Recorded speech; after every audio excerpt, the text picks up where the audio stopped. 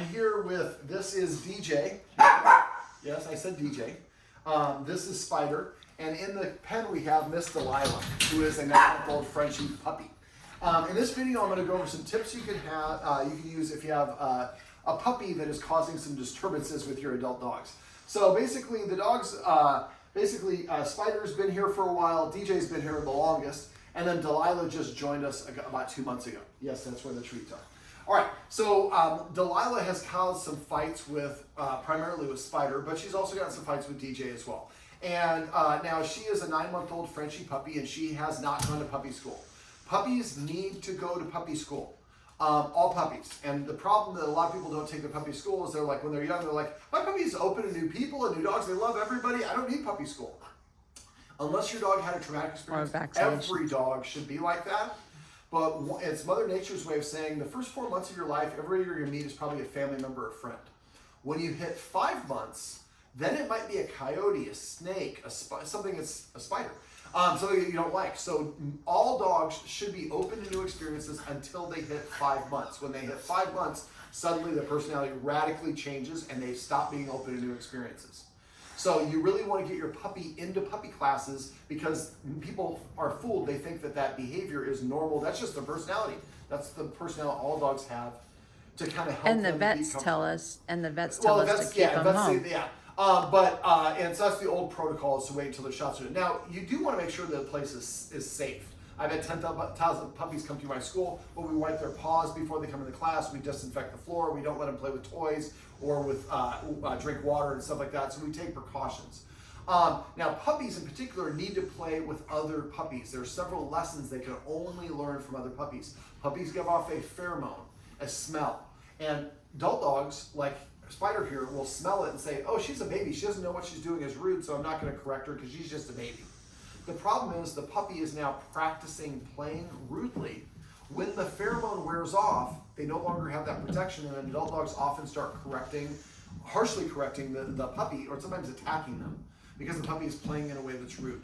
If they play with other puppies, the pheromones cancel each other out, and it's kind of like, a parent can try to tell a child to do something, but if their peers send the same lesson and don't hang out with them because they're acting too cool, well, the kid is going to change his personality and its behavior better. So there was a little bit of a fight that happened when I was sitting right here. They were right behind me, and a little bit of a fight. It was nothing big, so I just picked up Delilah. I normally don't like picking up dogs, but during a fight, you can do what you got to do. Now, if dogs are fighting with each other and they're latched on, we often have a tendency to pull them apart, and that's where they actually will tear the ear or the skin. So I don't want to pick you up, Mr. DJ, but let's say that this alligator is a dog. Let's say that this is her and she's latched on here. If I pull her away, I'm going to rip. So what I would do is when she's here like this, I'm going to pick her up, put one hand underneath her belly. Normally I'd like to do it. I need this for demonstration purposes. I know it's your buddy. So normally what we would do is we put our arm underneath, there you go. The arm underneath the dog's chin, and then we pick the back end up, so we're supporting it. Now for her, it's probably going to be easier, here you go, kind of go like this, and picking her up. Now she's a wiggle butt, so you got to use your body, and hold her. She's latched on, hold her like this, wait for her to disengage. When she lets go to get a better grip, that's when you pull her away. So we don't want to pull them away too soon, because that was when we could cause the fight. Now you got out a little bit earlier than I wanted you out, so I'm going to put you back in here so we can kind of go over that. Now she figured out how to unlatch this, so just make sure it's latched well. Sometimes people will there's a little other things to secure it. Yeah. Okay, so I want to talk about overall puppy energy.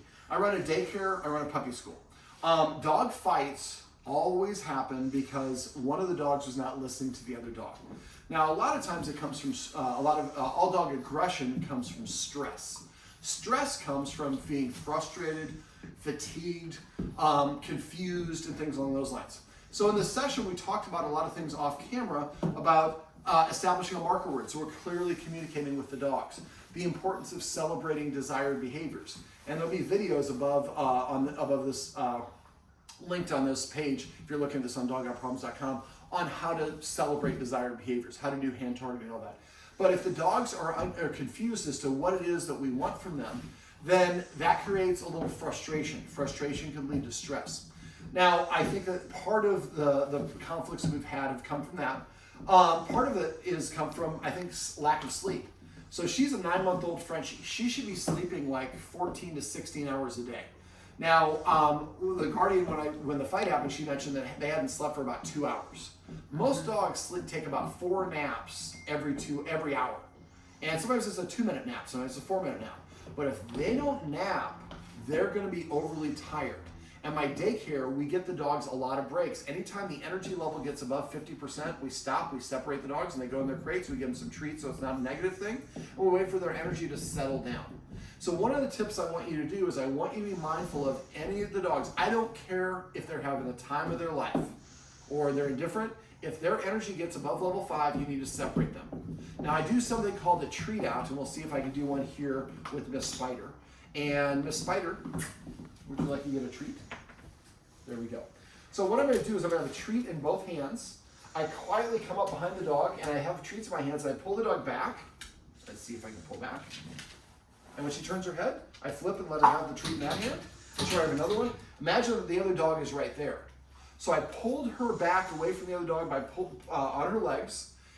Which if she turns this way, I flip this hand. She turns this way, I flip this hand. It's got a treat in it. So when she turns around, she's like turning around like, what are you doing back there? I want to give you a treat. That's why we call it a treat out versus a timeout. And then I hold the other treat a little bit further away. So that way, oh, there's a lock to it.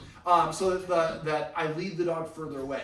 Because if you interrupt the dog and turn them away, but I was having a good time with DJ, you're interrupting me. I'm not going to listen to you next time because listening to you represents the end of my fun time. So practicing, if DJ, one of the dogs is in front of you and their butt is facing you, quietly pull out 2 treats, put one in each hand, pull back, and then give them the treat. Now right there, DJ gave me a little bit, DJ didn't know what I was doing.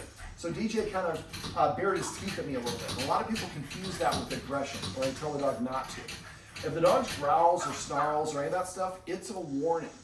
I always tell people a growl is a dog's way of saying, I feel uncomfortable or I disagree. If I tell someone I feel uncomfortable, I disagree, and they keep on doing it, then I have to raise my level of disagreement. That's eventually when fights and stuff happen. So I think that in this case, there was some miscommunication. I think she, being a puppy, doesn't know when to stop. When she gets overly tired, she's cranky. She's not going to be her best. And then the energy, if you match that with the energy going too high and not really being socialized around other dogs, you create a situation, there's 5 or 6 things that are going on, and then you reach the tipping point, the spark, and then the fight happens. So one of the things I'd like you guys to do is not let the dogs play again above level 5. So anytime we get to level 5, we're going to separate the dogs, take them to the next room, pet them, love them, give them treats, give them bully sticks, carrots, whatever it is. So it's not a negative. And practicing like right here. So he's not facing me. I got a treat in both hands. I turn around. There's a treat. So you saw he kind of jumped a little bit when I touched him there. He has the sensitivity in his back leg. And he's not used to it. Mm-hmm. So when I only do it when he's playing with her, now his intensity is really high. And then he's like, what are you doing back there? So when he's just sitting there, just like he was there, quietly put a treat in both hands, pull back a little bit. As soon as he turns, flip that hand. So we want him to identify, when I feel pressure from a human here, my back leg's pulling backwards, that's not something to be negative. That's actually, I should turn around and be happy because I'm going to get a treat and then another treat. And what are we doing? We're turning the dog away from the other dog. So this way we can intercede and manage the dogs and interrupt them before they get to the point where one dog is not listening to the other one and then a fight happens. We can also make sure she gets plenty of exercise. I would probably make sure that she has at least 20 minutes in here every 2 hours, if not more. But if you're walking around and you're like, you know what, I don't remember her napping. I can't remember her napping the last 2 hours. Get her in here to take a nap. That's okay. That's one of her That's why behaviors. I don't like using puppy pads because all dogs do this. I would just teach her to go potty outside, and I have a video. She tears it up when she wants out. That's why I don't like those because all dogs start doing that. So basically, what I'm going to do is I'm going to let her out in a sec, but we want to make sure that we're getting her plenty of rest. When she starts humping the other dog, we're going to put her in here. If the other dog is turning away, offering cutoff signals and trying to move away, and she won't let them, we're going to intercede. So we're going to tell the dogs, Spider, if you walk away and she comes after you, I'm going to hang out. I'm going to take care of it for you. I'm going to take her away and put her in here. When you put her in here, throw a handful of treats on the floor. So when she looks at going in here, she doesn't look at it as a negative. Okay. It's a good thing.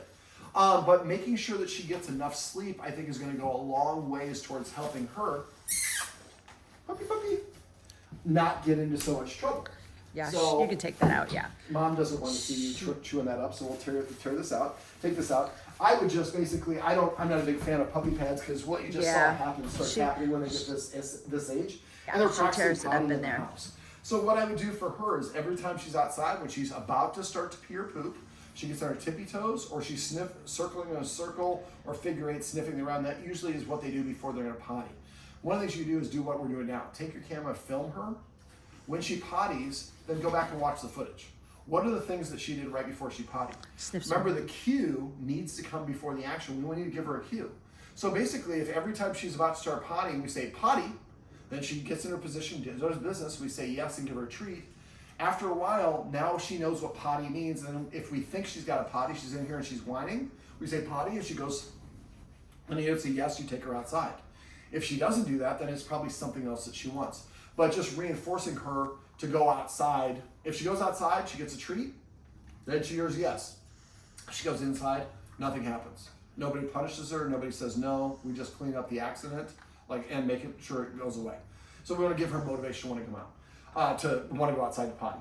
Now, a couple other things. So energy level is really important. I like to think of dogs 0 is asleep, 10 is as crazy as your dog gets. When they get to that level 5, that's when you need to intercede, but everybody looks at energy a little bit differently.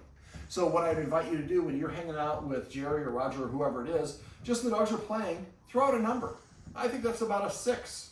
Your buddy says, no, that's a 4. That's okay at first. After a while, when you say 7, your partner says, yeah, 7. Well, then now you've calibrated. Once you've calibrated, then any time that anybody sees any of the dogs get a level above level 5, they get a treat out. We pull them away, we give them a couple treats, we wait for their energy level to come back to a level 2, then they can go back to playing. You're gonna have to do a lot of treat outs at first because they've been playing pretty rough. But after a while, the dogs will start being fine with that, and they need a break, and they'll actually start recognizing they need a break. Why don't you grab a seat so you can be comfortable? Yeah. All right, so now this is what's called a long-term confinement area. She should sleep in here, she should be fed in here, and this is where she hangs out anytime she's overly tired or whatever it is. Now, you see blankets here. The blankets were actually over here. This is the living room of the house, but it's not a super busy household. But if the dogs are here, she's not going to want to sleep if she can see them. So you can drape these blankets over the side to create a visual block. And because we need to make sure that she is getting the sleep that she needs. So if we don't, then we should expect her to fight or to get cranky or bark or all the problems that we don't want to have her doing. Now, I like to kind of pick and choose my battles.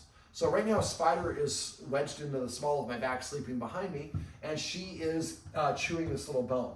So I'm going to see if I can do it very quietly. So that's a classically conditioned response. The sound of this spring being drawn back is the sound that always associates with the door opening. So she interrupted chewing the bone, and she's here, and she's like racing, ready to go out. Mm-hmm. So I don't want her to race out of here, because that high energy is when she's going to have problems. Now and issues. And that's okay. She's looking at it, and again, you see the little bit of her hackles up on her back. She's stiff. Her ears are forward. She's frozen. And so now those stiff and still is not a great thing for dogs. Dogs are only wiggly and jiggly. Stiff and still is a warning. Freezing is a warning. Staring is a challenge or a warning. And so basically, what did she do? She turned away. You can't see her back was to me, or she's behind me, but she literally turned away and she was looking right at the corner. So we talked about celebrating off camera. If that's the case, you should be like, yes, and pet her.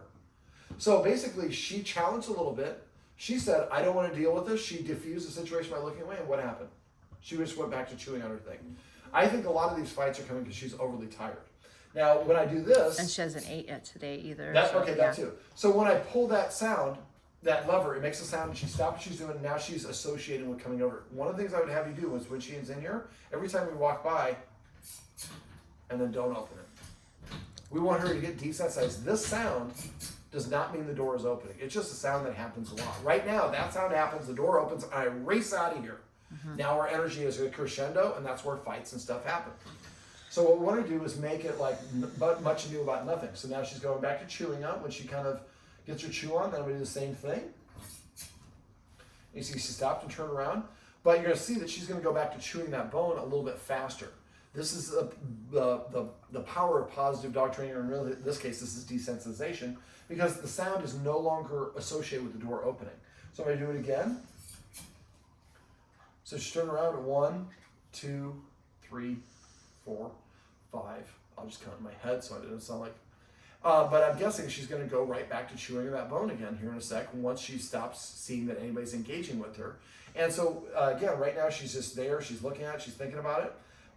And she's lingering here a little bit longer. I've done it 2 or 3 times. But if you do this every time somebody walks by, or if you're sitting here watching TV, every once in a while, just do it.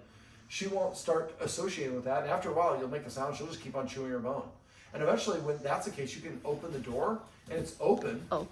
Can I locked it right in the video. If you can hold on a sec, hold on. please. Can I Keep pause going, it? keep going. No. I just want. Can I get him in here? No, not right now. Hold on, Finish he's this doing the He can video, watch and then this I video. can He watch have. this video later. I just didn't want to have the dogs. He didn't want to have the dogs run out. He's doing a video at the end here. Okay. So what we wanted, that's okay. He can watch I this just video. That's wanted the him point in here. of this. I know. But I still want to have the I dogs got leave. screwed. But again, this is a good point. The dogs here don't have as much structure as they need. I closed and locked that back door. If that door is open, they can go in and out, and that's Southern California. We do that a lot. But if we worry about a dog that might fight with another dog, and we're taking a shower, and they run outside, we're not supervising them, fights happen, nobody's there to supervise. Coyotes. Eventually we want to get to that point, but right now we want to keep them, dogs get into behavior patterns. The more that they do something, the more likely to continue doing it. Fighting or not fighting. Well, if we don't allow them to get to the point where they're going to fight because we manage their sleep, we manage their energy, we manage their interactions, and we're supervising them when they're there, then we can make sure that, okay, it's getting too much. We're reading those cutoff signals we saw earlier. Her Spider's ears are flipping back. She's turning away. She's trying to walk away, and she's not allowing it. If you don't go and intercede and take her away, then Spider's going to have to handle that herself, and that's part of where you're at. So I want you to start thinking about this is a tool. This provides us structure. And so I'd have a rule. If this is closed, we check with the other humans before we open it. Because we're going to make sure that the other dogs are maybe not eating or having something that's going on. So this house, We we've put had her a in lot there when we feed Spider. We put her in there when we so feed yeah, the other ones. but not yeah. just feeding, but maybe Spider's getting a special treat or special time with Dad or whatever. That's fine. There's nothing wrong with that. But if somebody just comes in, I'm just going to let her out. Boom, catastrophe can happen. So instead, we have Roger say, "Hey Jerry, are you doing anything? Can I let her out?" Sure. Then we're doing this together. Now, getting back to this sound keeps on making the dogs respond. So this time that you're going to watch, she's going to probably go back to chewing that bone a lot faster. So you see she stops immediately, looks at it, but I'm not following it up by opening the door. And so now she's sniffing, and she's going to go right back to chewing her, well, she's going to hack a little bit, then she's going to go back to chewing her thing. So I want you to do this so often that when this happens, she doesn't even stop. And then when that's the case, you can do that and open the door, and she might not even realize the door's open. She just keeps on chewing. And then she gets up, she goes, oh, the door's open. She casually walks out. Versus right now, see that's the gunner, that's a runner's gun. So we want to make sure that, and that time she didn't get up. How fast is she going back to there? You were marveling by how quickly I taught Spider to sit. It was really great. Same thing here. She didn't stop that time. Yeah. And so she's looking at it, she's aware of it, but this is desensitizing, very, very simple. So every time you're watching TV, and you can also do this when she's not in here. She's over there in the boat. Make the sound. So she gets used to that sound. Spider! Spider!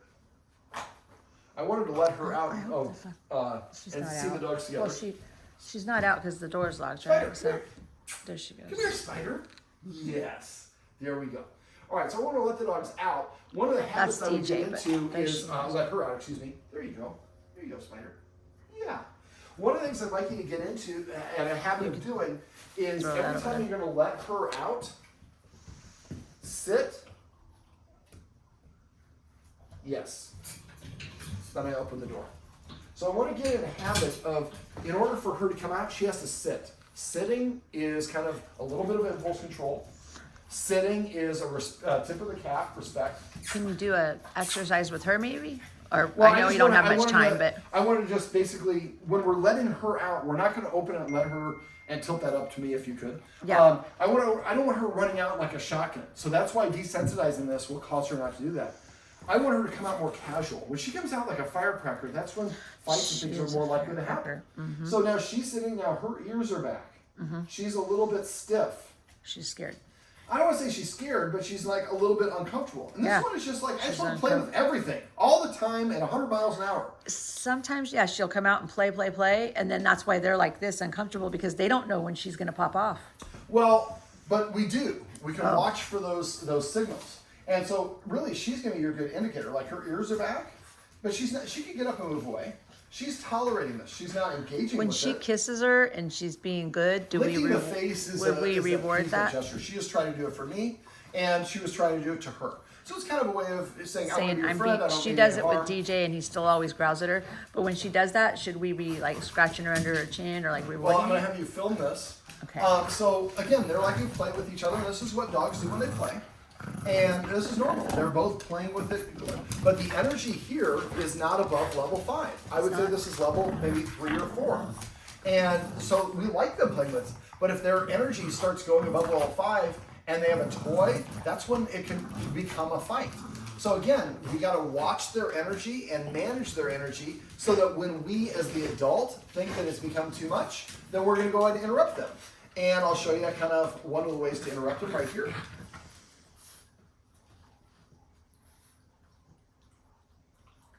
Now we've achieved some calm. Now be careful, putting treats between two dogs can cause fights. Right. So I kind of was able to separate them. You had two, and I you had kind two of and did kind like of led this. them away. And so now stiff and still is, and right there is she's trying to like, hey man, let's play. I think she's licking the face to say, let's play, let's keep on playing. Yeah, she wants to And play. she's kind of dissing it, and that was a disagreement right there. So she said no, and she listened right there. We like to have that happen as much as possible, but it needs to get to a certain point where we are going to intercede. That's a way right there of releasing anxiety. So anytime a dog shakes off like that, I always pet them. Good job. That's like a big exhale. Good job. Let go of that anxiety. But if we interrupt like I just did right there, look at the energy that we have now. It's a beautiful energy. It's not too high. They're all kind of hanging out together. But if we I think the fights are happening because she is too excited. She is too underslept. And it's been a crescendo. There's been a guest or a toy or a high value item. So if there's a high value item, we don't have guests come in. If they are playing, we make sure we're watching them and their energy level doesn't get too high. If she bares her teeth or DJ bares their teeth, that's a no. So if they bare the teeth at her and she doesn't listen, well then DJ has to handle it himself or Spider has to handle it herself. Now, DJ doesn't play with, these two play I together, understand. but DJ But don't. like Yeah. earlier, the Guardian who's filming, we mentioned that sometimes she would go up and kind of just put her hand around DJ's snout. She was trying to playfully tease him, and he was baring his teeth. He was saying, I don't like it, and she was doing that anyways. After a while, that tells him she's not listening to me. Yeah. And so although he loves you and he has a good relationship, they can also say, I don't fully trust you in these scenarios or in this situation, I'm going to look out for myself. So for this, we're going to let the play go, but as soon as it gets to level 5, or what we consider level 5, then we're going to go ahead and interrupt them, and then we put her back in there. Now I'm going to grab a couple of treats because I'm kind of doing this anticipatory, and so I have like 4 treats here in my hand. And the fact that Spider's not trying to move away says she wants to engage. She's not stiff and still. They're both grumbly. They're Frenchies. They make all sorts of crazy sounds. But they're both mutually engaging. But if that energy gets too high and we don't intercede, that's when a fight or something's going to happen. Now we can call them away and do things like that. Let's see if I can call them away. Now calling them away while they're playing is pretty hard. Now the way I like to do it is using a positive interrupter sound. I'm going to use a kissing sound. Sit. Yes. That's kind of a half sit. There we go. So I called them away. Their energy now has abated. They both got a treat, and they're being calm. So this is going to be something you're going to need to do consistently. When they're playing, make that kissing sound. I wish I had it. See if we can sit. There you go. You're not a good sitter yet. We're going to have to work on your sitting. I know. I wanted to see if you could pull that off with her as quick as you did Spider. It was really cool to see that, how Now, right fast. there, a treat between two dogs like that is going to be a fight. So Yeah, that I'm could have I hold the other treat over here to lure her away so she's not in his face. Remember, front-facing approach is confrontational for dogs. Now, they're playing like they were just where they were doing it. It was fine. But what you're looking for is a dog getting stiff and still, staring or staring away. Or if she's trying to get away and she won't listen, that's when you need to intercede. She goes up. I just wanted to tell you this. I know it's in the video, but like she'll go up and press right up against her, like almost like when she's playing, and then all of a sudden I can see it. She snaps. So The when little you one. start seeing that, you should, okay, well then this is something where we're going to intercede. I need to get the treats and try to intercede. You can Sometimes do it seems like treats it's too, but sometimes you have to be too careful soon. the treats can cause a problem. So if yeah. that's the It's, case, she's like right up I against don't her. normally like Yeah. lifting him over this, but what I'm going to do is I'm put her back in here, show her I have a couple treats, and throw them over there. So now I'm giving her something kind of to do. So when I interrupted her and put her in here, it's not strictly a negative. She's rooting around looking for the treats in the blanket. Now she doesn't have to manage the situation. There's safety here, and she might need a nap. And again, if she sees her and she's staring at her, put the blankets up on top of it. But the idea is to make sure that we're managing the situation for them so they don't have to. Now, high value items like bully sticks, dental bones, things like that, are more likely to have dogs protect and guard them. So if you're going to do those things, make sure you do them at a little bit of a distance. I'd also like you to be doing a little bit of releasing some oxytocin and serotonin. Those are the feel-good hormones that go into dogs' brains when they lick and chew. So what I'd recommend you do is get some lick mats. Lick mats are silicone mats, and they have like grooves and waves and patterns in them. You take peanut butter and smear the peanut butter on top of it. Get the ones with suction cups, so they can't go and take mine and go over there. They can't guard and leave theirs and guard at the same time. So what we want to do is have one in there for her, one out here for him, one over here for her, and they all are practicing licking the lick mat while they're together. This is what we call incompatible behavior. I can't bounce With the off door wall- open? wall- We could no, have- with her, no, closed. Oh. And then with her in there, she's licking it. She can't bark or bite the other dogs when she's licking. It's incompatible. We're also releasing those feel-good endorphins Okay. while the dogs are together. And we're helping the dogs practice being together, being calm. Because you can't go crazy when you're licking a lick mat. Now, if they don't like peanut butter, you would can put... she ever be? I'm not sure if Spider does. Would we ever be able to allow her to have the door open like we do the other two? Yeah, you can do it. But right now, I mean, if we're putting it in here and we put a lick mat down, it gives her more incentive to want to stay in here because something good is Gotcha. happening. But eventually, yeah, you put a lick mat over there, one over here. Don't put them Or in the next to kitchen, each other so or- that they're yeah. not fighting each other. Yeah. But remember, staring at each other is not a good thing. If she's staring for longer than 3 or 4 seconds, I would go, yes. See how they looked at me. And then I would go ahead and give them, take them outside, 3 separate them, or seconds. do something. So that kissing sound gives you, you're not giving them attention, you're just making a sound that they look at. But we saw how quickly they interrupted. Now sometimes I'll also do something called pair treating. And I'll show you a little bit of this. I'm learning out of treats. I'll do one with DJ. Hey, sit. Yes. You need to work on your sit. I know. I wish I had, with So- the way you did with Spider, I wish we had the time to have it. You did it with her let's so do that fast. separate. I don't want to keep this video Yeah, too long. yeah. But Okay. so what I would do is have 2 treats, teach both dogs, sit, they sit, I say yes, give them a treat, then I take 2 steps back, sit, yes, and treat. We're getting the dogs walking towards us, ignoring each other, sitting down and being rewarded. Now you're going to have to teach her to sit, and I'll show you how to do that off camera, but the idea is now we're having them do things together, but under my control. They're both motivated. Now don't hold the treats here, that's going to be a fight. Hold the treats here and have them both sit, or here, as much space as you need. But now we're having the dogs do something together, under control, and not with crazy energy and not in each other's faces.